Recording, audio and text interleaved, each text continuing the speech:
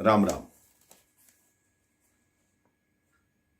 कई पुत्र ऐसे होते हैं जो अपने पिता की धन दौलत पर बिल्कुल भी दृष्टि नहीं रखते, क्योंकि आजकल ये संसार ऐसा है कि जब तक आपके पास पैसे हैं तभी तक लोग पूछते हैं कि आप कैसे हैं। जब आपकी जेब में माल नहीं तो फिर कहेंगे कहां मिले थे, ख्याल नहीं। एक बहुत ही धनवान सेठ थे।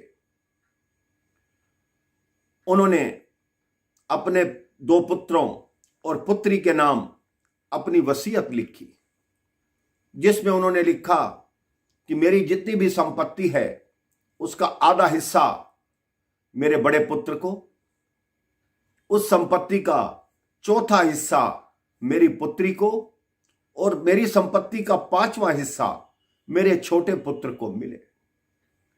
अपने समय अनुसार जब सेठ जी की मृत्यु हुई, सेठ जी स्वर्गवास हुए, तब उनकी वो वसीयत निकाली गई। तीनों भाई बहन वहां उपस्थित थे। गांव की पूरी पंचायत बुलाई गई। सारी संपत्ति का बंटवारा होने लगा। बंटवारा हो गया, लेकिन एक जगह आकर उनकी बात अटक गई। वो बात क्या थी कि सेठ जी के 19 ऊंट थे।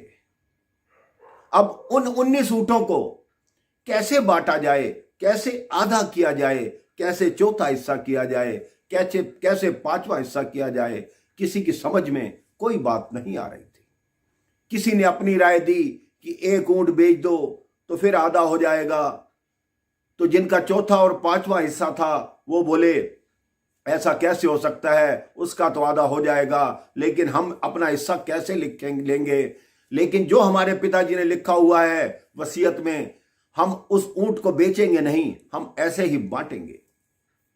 तब किसी विद्वान ने कहा आप अपने पिता की वो वसीयत दिखाओ।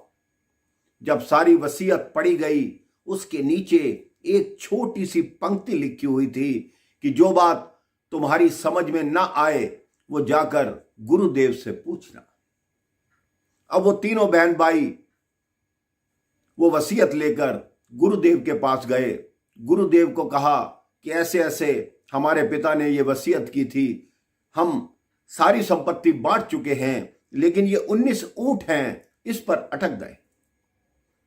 गुरुजी मुस्कुराने लगे और बोले तुम्हारे पिता बहुत समझदार थे, उन्होंने 1 ऊंट मुझे दान किया हुआ है। अब उस ऊंट को तुम बीच में मिलाओ तो कितने हो गए? उन्होंने कहा जी 20 हो गए। बड़े पुत्र से कहा तुम्हारे हिस्से कितनी संपत्ति लिखी? बड़े पुत्र ने कहा मेरे हिस्से आधी लिखी। तो गुरुदेव ने कहा 10 ऊंट तुम रखो। पुत्री को कहा कि तुम्हारे हिस्से कितनी संपत्ति लिखी? पुत्री ने कहा चौथा हिस्सा। तो गुरुदेव ने कहा 5 ऊंट तुम रखो। छोटे पुत्र को कहा तुम्हारे हिस्से कितनी संपत्ति लिखी? तो छोटे पुत्र ने कहा मेरे हिस्से 5वां हिस्सा। तो गुरुदेव ने कहा 4 ऊंट तुम रखो।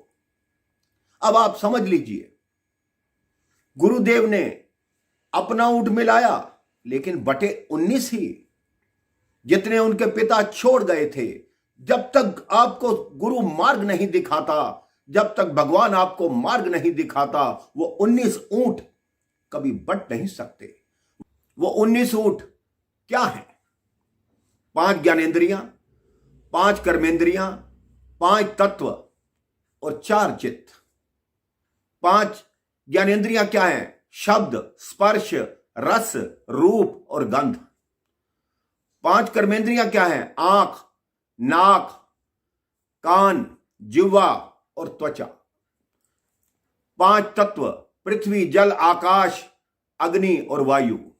4 चित्त मन, बुद्धि, चित्त और अहंकार। इन 19 को मिला दो, लेकिन जब तक 20वां तत्व, भगवान का तत्व बीच में नहीं मिलेगा, तब तक इस 19 का कोई फैसला नहीं हो सकता, कोई बंटवारा नहीं हो सकता। आप भी अपने जीवन में उस परम तत्व को, उस भगवान को लाइए। देखिए आपका जीवन कैसे व्यवस्थित होगा, कैसे अच्छा होगा, कैसे बढ़िया होगा। एक बार प्रेम से बोलिए राम राम, जय श्री राम।